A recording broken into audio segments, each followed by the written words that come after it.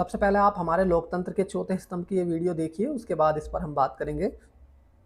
Star teachers, YouTube वाले star teachers जिनको कुछ जानना ना कौड़ी, कभी ब्लैक बोर्ड लेकर कुछ एक्सप्लेनर बनाते हैं, खाली व्यूज बटोरते हैं, उटपटांग ग्राफ्स लिखते हैं और उसके बाद से अपने आप को इतना महारथी समझने लगते हैं कि कुछ लोग उनको फॉलो करने लगते हैं उनके तमाशे की वजह से, और फिर वो जाकर जहां पर जो आता है वो बोलते हैं और उसके दम पर फिर वो पैसे वसूलते हैं, छात्रों से वसूलते हैं। ये सबसे बड़ी चिंता की बात है। ये जो एक्सप्लेनर बनाने वाले यूट्यूबर्स हैं और जो शिक्षक हैं उनमें फर्क है, वो फर्क सबको समझना पड़ेगा। ये जो आकर पैसों के लिए अपना धंधा बना रहे हैं एजुकेशन को, वो एक तरफ है, और इसी वजह से स्कूल्स, कॉलेजेस, यूनिवर्सिटीज में पढ़ाई नहीं होती है। बच्चों से कह दिया जाता है कि भैया तुम कोचिंग सेंटर को ज्वाइन कर लो तभी तुम क्रैक कर पाओगे। ये कैसी व्यवस्था में हम जी रहे हैं? ये बहुत बड़ा सवाल है आज। तो अंजना जी, मैं आपको इन तीनों सवालों के जवाब जरूर दूंगा जो आपने ऑनलाइन टीचर्स पर ब्लेम लगाया है। पहला सवाल आपका ये है कि ये दो कौड़ी के टीचर होते हैं जो यूट्यूब पे पढ़ाते हैं और इनको कुछ आता जाता नहीं है, और कुछ लोग इनको फॉलो करने लगते हैं, उन्हीं के माध्यम से ये कहीं भी कुछ भी बोल देते हैं और उन स्टूडेंट से ये पैसे ठगते हैं। तो अंजना जी, जो ऑनलाइन एजुकेशन को आसान बनाया है वो किसने बनाया है? इन ऑनलाइन टीचर्स ने ही बनाया है। गरीब लोगों तक एजुकेशन पहुंचाने का जो कार्य किया है वो किसने किया है? वो इन यूट्यूब टीचरों ने ही किया है ना। जो लाखों लाखों के कोर्स होते थे उनको हज़ारों हज़ारों में देने का कार्य किसने किया है? इन्हीं टीचर्स ने किया है।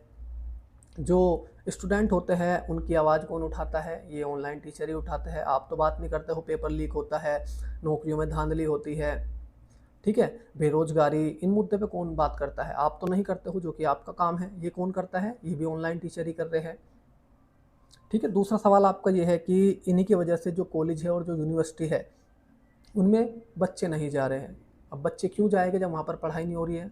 वहाँ पर तो आपका एक पैसों का कारोबार चल रहा है, बच्चों से पूरी पूरी फीस ले लेते हैं पूरे पूरे साल की, और वहाँ पर फैकल्टी नहीं है, तो बच्चे क्यों जाएंगे जब वहाँ पर पढ़ाई नहीं हो रही है? तो बच्चे तो ऑनलाइन ही पढ़ेंगे ना फिर, जब उनको वहाँ पर पढ़ाई नहीं मिल रही है।